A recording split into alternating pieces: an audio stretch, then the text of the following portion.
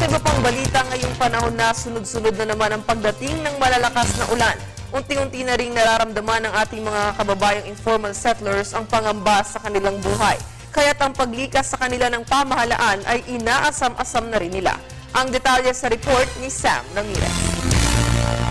Kung para sa iba, ang maulan na panahon ay magandang pagkakataon upang magpahinga at matulog. Para naman sa mga naninirahan sa tabi ng ilog, gaya na lang nila Josephine Seramin at Analiza Rafanan, isa itong parusa dahil di sila makatulog sa pangambang baka tangayin sila ng rumaragasang ilog, gaya na lamang ng dumaan si Bagyong Labuyo. Bahan kami kasi ang lakas ng ulan, tapos akala namin hindi nahihinto, buti huminto naman. Malalim na kasi, kaya na kami, kinakabahan kami lahat dito. Baka sabi, akala namin naman kami ng aming mga dala sa taas. Natataranta ako, hinihintay ko lang na sinisilip ko sa bintana, hinihintay ko lang tumaas yung tubig. Tapos medyo parang sinusukat ko yung tubig eh. May sukatan ako sa ilog. May isang puno doon, tinitingnan ko yung pagtaas ng tubig. Inuunti-unti ko yung sabi kong, itong oras na to, mga 5 dangkal.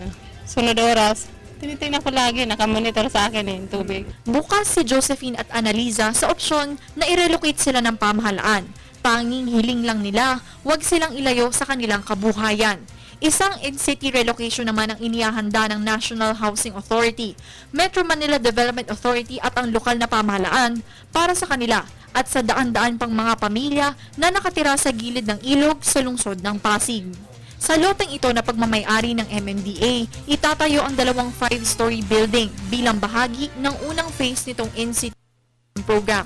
Ayon sa mga residente, patuloy ang mga isinasagawang pagpupulong at konsultasyon ng iba't ibang ahensya ng pamahalaan. Patuloy din ang pagtayo sa gusaling magiging bagong tirahan ng mga informal settler families sa gilid ng ilog sa lungsod ng Pasig. Nag-uulat para sa Telebisyon ng Bayan, Sam Ramirez.